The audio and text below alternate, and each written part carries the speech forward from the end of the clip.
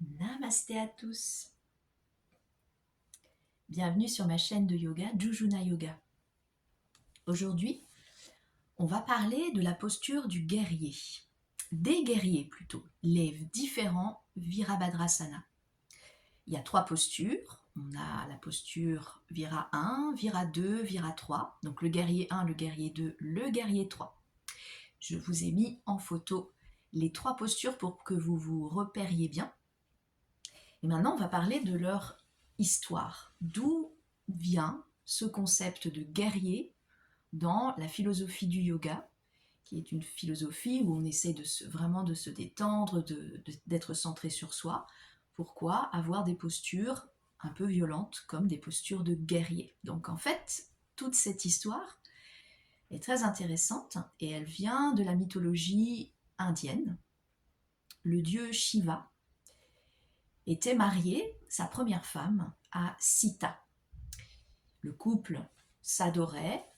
Il y avait un seul hic, c'est que le beau-père de Shiva, donc Daksha, le père de sa femme, le père de Sita, détestait Shiva. Il ne l'acceptait pas au sein de sa communauté parce que Shiva était très ascétique. Il méditait beaucoup, il faisait beaucoup d'ascèses, il était peu présentable, n'accordait pas beaucoup d'importance à son apparence. Et Daksha, son beau-père, le refusait pour ceci.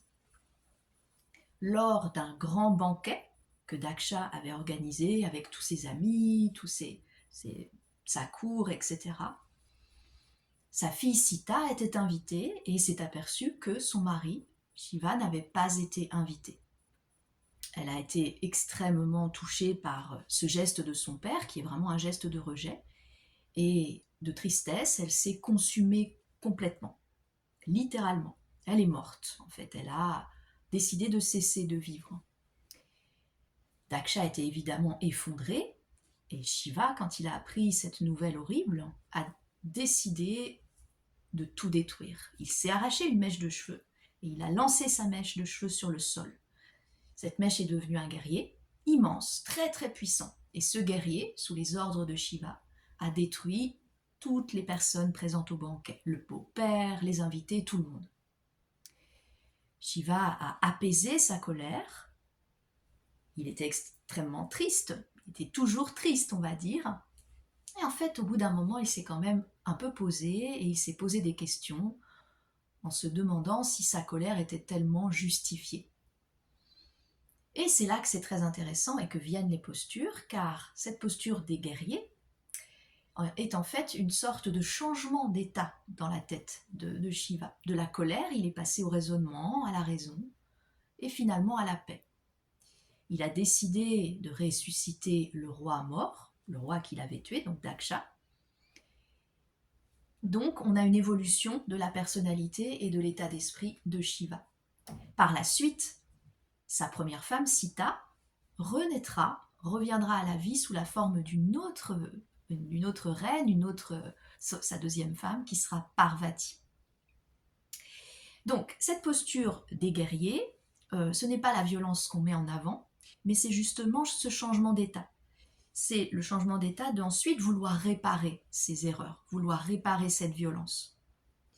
Dans cette posture, le yogi cherche à atteindre un équilibre, et surtout dans la posture du guerrier 3, où on est en équilibre sur un seul pied, les mains placées en avant comme ceci.